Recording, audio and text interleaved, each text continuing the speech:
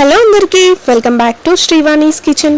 ఈరోజు మన కిచెన్లో చేసుకోబోయే రెసిపీ వచ్చేసి బెల్లంతో సేమియా చేస్తున్నానండి.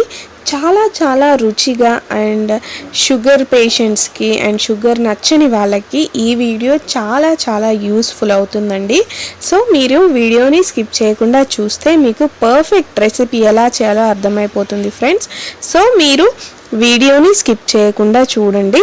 ముందుగా దీనికోసం నేను ఒక 250 grams ఆఫ్ బెల్లం తీసుకున్నాను అండ్ అందులో కొద్దిగా వాటర్ అండ్ కొద్దిగా నెయ్యి వేసుకొని ఒక 10 minutes పాటు ఇలా నురగ వచ్చేంత వరకు ఈ బెల్లంని బాగా ఉడికించుకోండి. బెల్లం గులాబ్ జామున్ పాకం కన్నా ఇంకా థిక్గా రావాలన్నమాట. సో దాన్ని మంచిగా చల్లార పెట్టుకోండి. సో ఇప్పుడు ఇంకొక గిన్నె తీసుకొని అందులోకి మీకు నచ్చిన డ్రై ఫ్రూట్స్ వేసేసుకోండి. అండ్ 250 grams ఆఫ్ బెల్లంకి 250 grams ఆఫ్ సేవియా తీసుకున్నాను నేను. దీన్ని మంచిగా లైట్ బ్రౌన్ కలర్ వచ్చేంత వరకు నైస్గా మంచిగా వేయించుకోండి. సిమ్లో పెట్టుకొని మాత్రమే వేయించుకోండి, లేదంటే సేమియా మాడిపోతుంది. అండ్ ఇది లైట్ బ్రౌన్ కలర్లో వేయించుకుంటే చాలా మంచి టేస్ట్ వస్తుందండి. అండ్ ఇక్కడ నేను కిస్మిస్ మాత్రమే వేసుకున్నాను. యాక్చువల్గా నాకు సేమియాలోకి అసలు ఏం డ్రై ఫ్రూట్స్ నచ్చవు, నాకు ఓన్లీ సేమియానే నచ్చుతుంది కాబట్టి నేను ఎక్కువ వేసుకోలేదు. అండ్ ఈ కిస్మిస్ కూడా అండ్ ఫ్రై అవుతే అంత పెద్ద టేస్ట్ రాదు. ఇలా వెంటనే సేమియా వేస్తే డైరెక్ట్గా అలా తింటేనే బాగుంటుంది. కావాలంటే ఒక్కసారి మీరు ట్రై చేయండి అండ్ ఎలా వచ్చిందో చెప్పండి నాకు.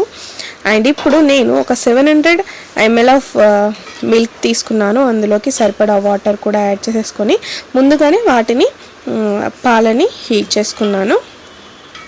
సో మీరు కూడా ముందుగానే పాలని చేసుకుంటే మనకి సేమియా చేస్తున్నప్పుడు ప్యారలల్గా చేసుకుంటే తొందరగా అయిపోతుంది అన్నమాట. సో ఇప్పుడు ఆ వేడి పాలని ఇందులోకి యాడ్ చేసుకోవాలి. చేసుకొని మంచిగా దీన్ని ఒక 10 minutes పాటు హై ఫ్లేమ్లో పెట్టేసుకొని ఉడికించుకోండి.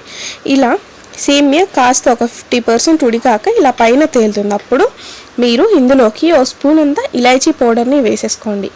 లేదంటే ఇలా నేనేం చేశానంటే అప్పుడే ఇలాచీల నుండి అవి తీసి మంచిగా కచ్చాపచ్చా దంచేసుకొని వేసుకున్నాను. టేస్ట్ అయితే చాలా చాలా బాగుంటుందండి. సో ఇప్పుడు పర్ఫెక్ట్గా మనకి సేమియా ఉడికిపోయిందన్నమాట. సో దీన్ని మంచిగా చల్లార పెట్టుకోండి. కంప్లీట్గా చల్లారాక మాత్రమే మీరు ఈ బెల్లంని ఇందులోకి రెండు చల్లారాలి. సేమియా కొద్దిగా వేడిగా ఉన్నా పర్లే, బట్ బెల్లం అనేది కంప్లీట్గా బెల్లం పాకం కంప్లీట్గా చల్లగవ్వాలి.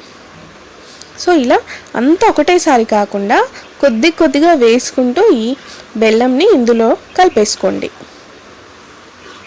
మీకు నాకు ఇలా ఇష్టం అంటే ఎక్కువ లైక్ పాలు కాకుండా ఇట్లా ఉంటే బాగుంటుంది అన్నమాట. సో అయితే మీకు పాయసంలా ఇంకొద్దిగా ఇది పాలు కావాలి అంటే సేమియా పాయసంలా కావాలి అంటే మీరు 1 cup ఆఫ్ పాలని పక్కన తీసి పెట్టుకోండి. కంప్లీట్గా అవి చల్లారాలన్నమాట. సో చల్లారినాక ఇప్పుడు మనం బెల్లం కలిపేసుకుంటాం కదా, బెల్లం అంతా కలిపేసుకున్నాక మీరు ఆ 1 cup ఆఫ్ పాలని ఇందులో యాడ్ చేసుకుంటే ఇంకా మనకి రోజంతా పాయసం అస్సలు దగ్గర పడదు అన్నమాట. సో ఈ టిప్ మీరు ఒక్కసారి యూజ్ చేయండి. అండ్ నార్మల్ బెల్లం సేమియా కాకుండా నార్మల్ సేమియా అయినా కూడా ఇట్లనే చేయండి, చాలా చాలా యూజ్ అవుతుంది. సో ఇంతే అండి ఈ వీడియో. సో ఈ వీడియో కనుక మీకు నచ్చినట్టయితే ప్లీజ్ సబ్స్క్రైబ్ చేసుకోవడం మాత్రం అస్సలు మర్చిపోవద్దు అండ్ ఒక లైక్ ఇచ్చి వెళ్ళండి. ఇంతే అండి. సో మళ్ళీ ఒక నెక్స్ట్ వీడియోలో కలుద్దాం. Bye bye. Thank you for watching.